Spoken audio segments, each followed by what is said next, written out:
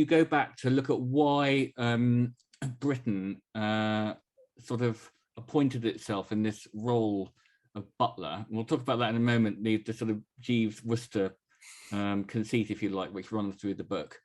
Yeah, I mean, there's been a lot of sort of very heated debate often about the British Empire and the role the British Empire played in the world in the last few years, and a lot of attention around books by like Satnam Sangera's book or William Dalrymple's latest book or whatever, but very little attention over what happened when the empire ended.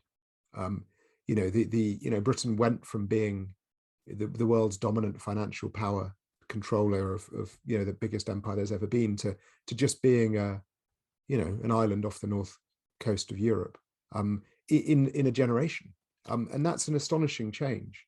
And that happened, you say, because we spent so much money on war. Yeah, we were bankrupt. We were bankrupted by the First and Second World Wars, particularly the Second World War. We couldn't afford an empire anymore. I mean, also, look, it wasn't the done thing anymore, right? After World War II, polite countries didn't have empires anymore. So there were other reasons to get rid of the empire, but essentially, it ceased to be a paying proposition, and we couldn't afford to cling on to it.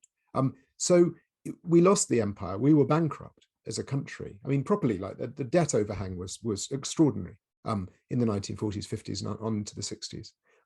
And we needed a new way to make a living.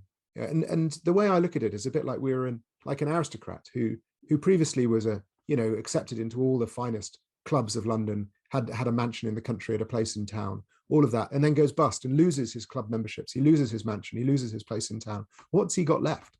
Well, all he has is the knowledge of how to be an aristocrat.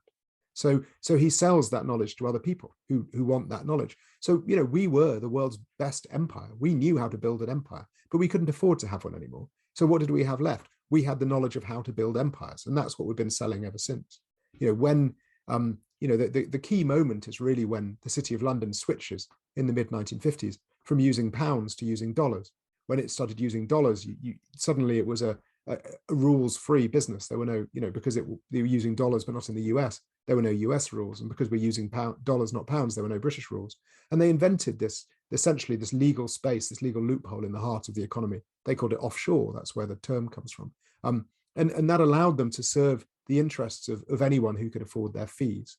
And this has been the business model for the City of London, essentially ever since, a less well-regulated version of Wall Street, a place where dollars could move that were too dodgy to be moved into the United States. And it's spread, this ability of making a living by earning fees from foreigners with a lot of money is the business model of the British Virgin Islands. It's the business model of the Cayman Islands, business model of Bermuda and Gibraltar. All the last bits of the British Empire are now heavily into this game. And this is what I call being butler to the world. It's essentially the extremely resourceful, well-educated, well-mannered person who solves your problems, whatever they might be, totally amorally in return for fees.